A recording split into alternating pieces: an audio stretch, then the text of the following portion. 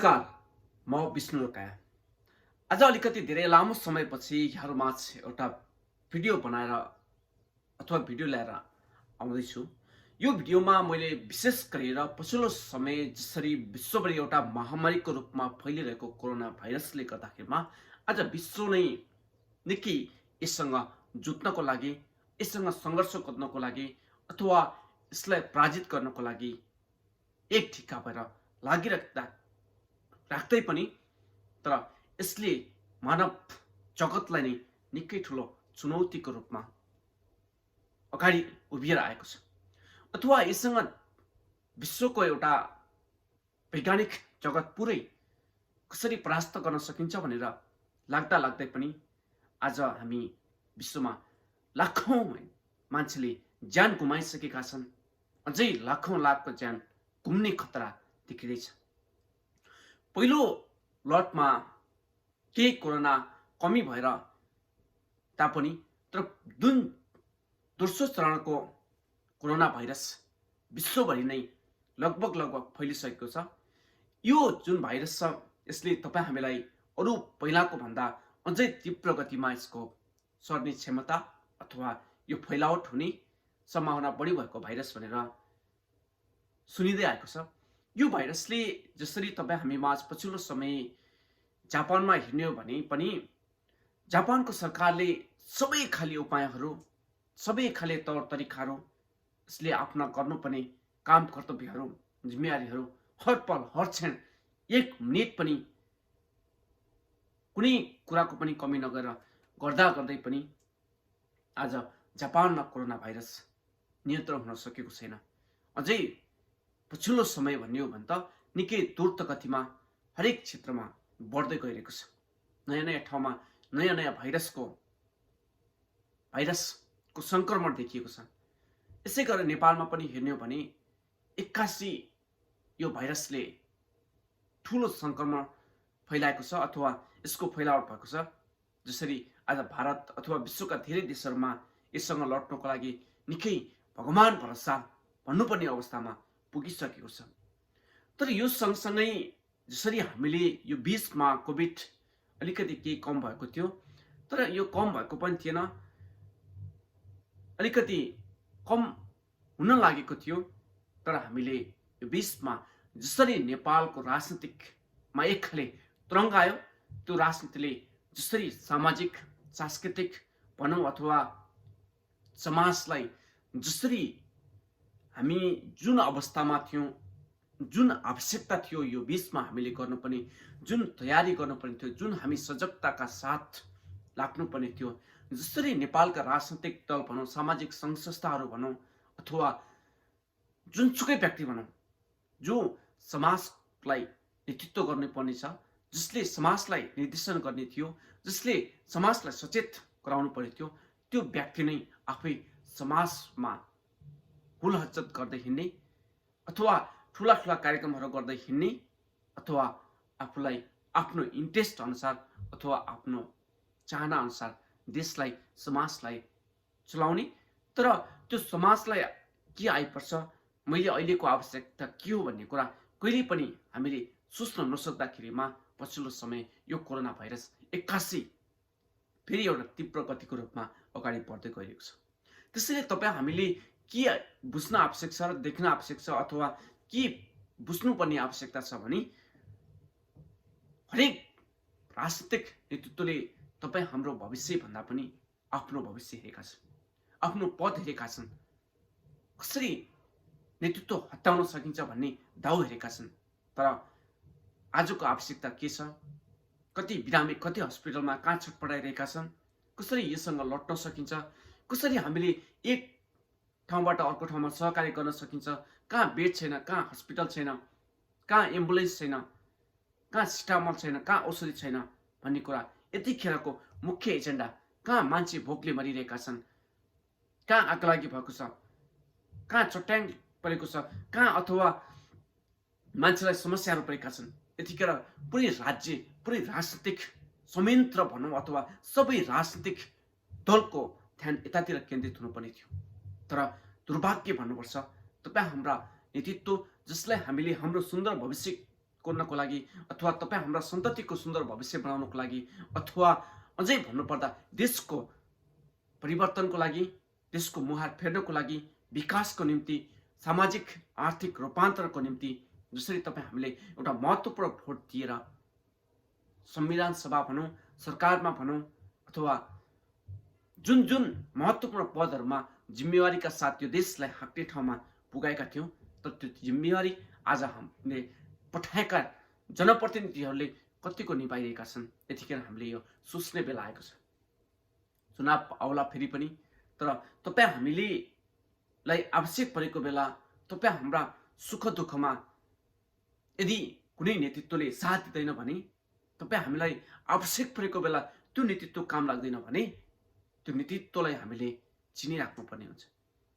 समय आउँछ, अलि ढिलो आउला, तर समय आउँछ, त्यसको हिसाब किताब समयमा हामीले गर्नै पर्ने हुन्छ। नेपालका हरेक जागरुक युवाले, विद्यार्थीले अथवा सामाजिक कार्यकर्ताहरूले अथवा जनताले के बुझ्न आवश्यक छ भने अब हामीले जुन तरिकाले यहाँभन्दा पहिला जे गल्ती गरेका थियौँ ती गल्ती कमजोरीहरू सबै सच्याउने बेला भएको छ। आफूलाई एकचोटि केलाउने बेला भएको छ। अरूलाई हामी धेरै अध्ययन गर्छौँ, तर आफूलाई हामीले कति अध्ययन गर्छौँ भन्ने विषयवस्तुहरू पनि बुझ्नुपर्ने बेला भएको छ। तपाईँ हामीले जिताएका जनप्रतिनिधिहरू, जिताएका नेताहरू आज केमा व्यस्त छ? तपाईँ हाम्रो कति विकास गरे? देशमा कति परिवर्तनहरू भए? आज तपाईँ हामी सँगसँगैका ठाउँहरू कहाँ जाँदैछन्? आज हाम्रो रोजगारीको अवस्था हेर्नुहोस्, विकासको अवस्था हेर्नुहोस्, देशमा उद्योग धन्दाको अवस्था हेर्नुहोस्। योभन्दा त राणा शासन ठिक थियो, त्यो राजतन्त्र ठिक थियो, त्यो पञ्चायतमै ठिक थियो। कम्तीमा जनताले हाम्रा खेतबारीहरू बाँझा थिएनन्, त्यो बेला गाई भैँसीहरू अथवा जे जस्तो गरेर बचाएका थिए, पालेका थिए, तर हामी आत्मनिर्भर थियौँ। हाम्रा सबै जमिनहरूमा खेती योग्य जमिन थियो त्यो बेला, तर आज नेपालको धेरै जसो जमिन बाँझो बन्दैछ। धेरै जसो अलमोस्ट युवाहरू विदेशिएका छन्। जुन शक्ति देशको विकास र समृद्धि बनाउनु पर्ने थियो, जुन शक्ति कसरी सामाजिक रूपान्तरण गर्न सकिन्छ भन्ने अथवा कसरी देशको उद्योग धन्दा अथवा कसरी नयाँ नयाँ कामहरूमा लगाउनु पर्ने थियो, नवीनतम सोचका साथ अगाडि बढ्ने एउटा जोस जागर भएका युवालाई देशमै केही न केही गर्ने एउटा अवसर राज्यबाट अथवा प्राइभेट सेक्टरबाट हरेक ठाउँबाट कसरी हुन्छ त्यो गर्नुपर्ने थियो। तर त्यतातिर हाम्रो राजनीतिक दल, हाम्रो सामाजिक संस्था, अझ विशेष गरेर भन्ने हो भने राज्यको ध्यान त्यतातिर जान सकेन। त्यसैले जुन तरिकाले जे जस्ता कामहरू यहाँ भइरहेका छन् अथवा राज्य जुन तरिकाले अगाडि बढ्नुपर्ने थियो, जसरी राजनीतिक दलहरूले अथवा जसरी देशको सबै महत्त्वपूर्ण एउटा बौद्धिक वर्गले देशको बारेमा सोच्नुपर्ने थियो, सही निर्णय दिनुपर्ने थियो, त्यो हुन सकेन। तर आज हामी एउटा सामान्य राजनीतिक परिवर्तनकै क्रममा आज वर्षौं वर्ष गुजारिरहेका छौँ। राणा शासनको निम्ति अथवा त्यो पञ्चायतको निम्ति भनौँ अथवा राजतन्त्र हरेक कुरा यावत त्यावत भन्दै, तर यो एउटा कुरा चाहिँ आज काम जस्तै तपाईँ हाम्रोमा छलङ्ग भएको छ कि यो कुनै बात अथवा कुनै तन्त्रले हामीलाई केही पनि गर्नेवाला रहन्छ।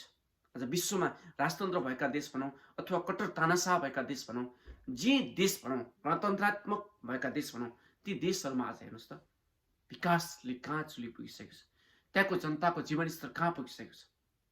तर हामी यो तन्त्र त्यो तन्त्र भन्दै तन्त्र मात्रै फाल्नेमा हाम्रो पुरै बल शक्ति र दिमाग लगाइरहेका छौँ। हाम्रो पुरै जेनेरेसन टु जेनेरेसन यसैमा खर्च भइरहेको छ। तर यो तन्त्रले केही गर्दैन भन्ने कुरा विश्वका धेरै देशहरूमा परिवर्तन भइसकेको छ।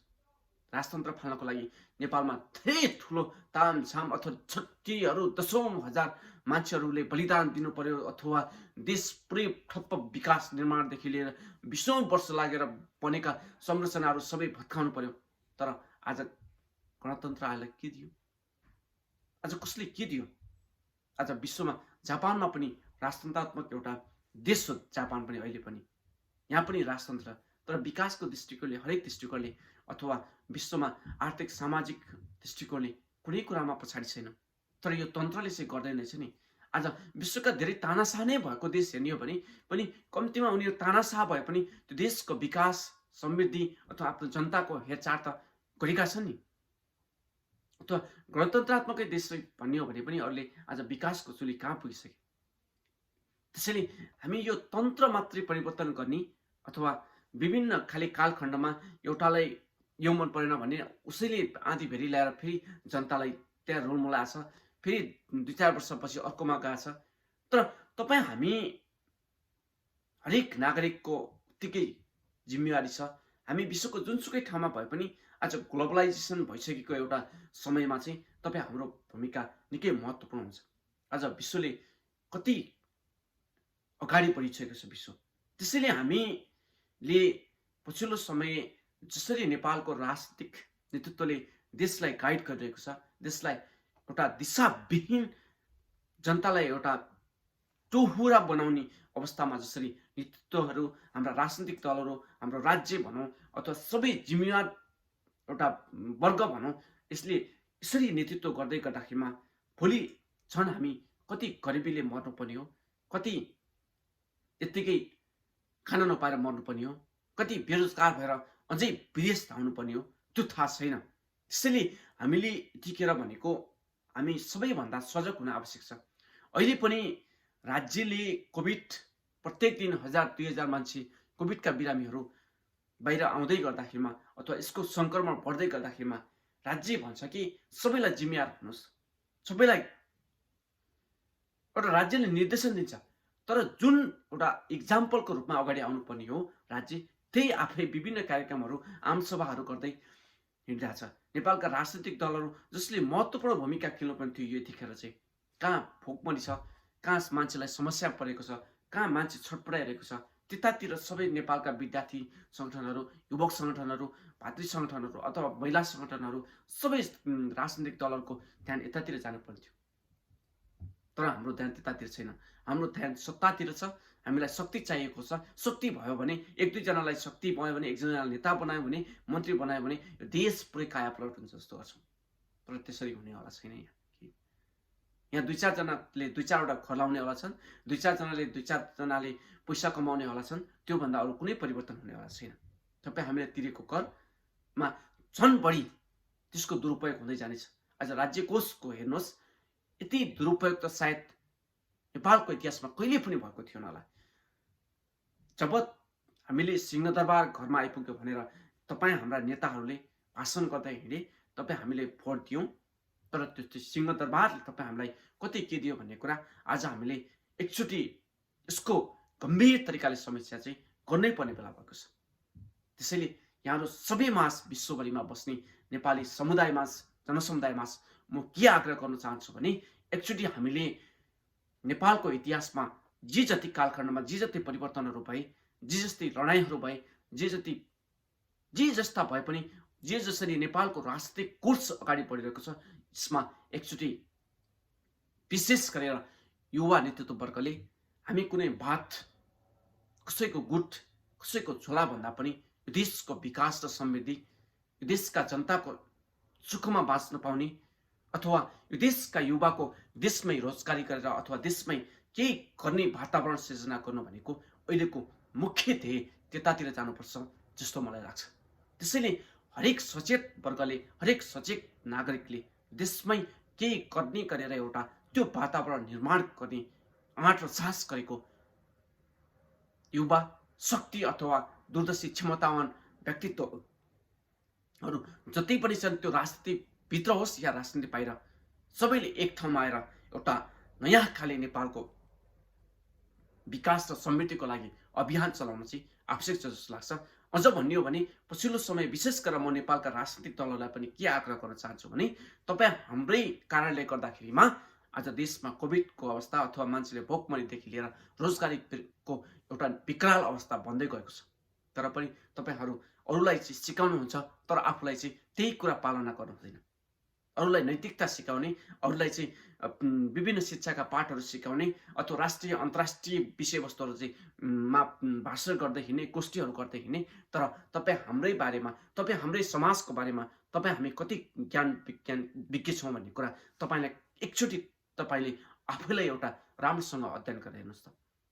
तपाईँ हाम्रो समाजमा आज भोकमरी कति छ, गरिबी कति छ, आज कति मान्छेहरू तडपिरहेका छन्, कति मान्छेहरू आज उपचार नपाएर मरिरहेका छन्, कति आफ्नै देशमा समस्याहरू कति छन्।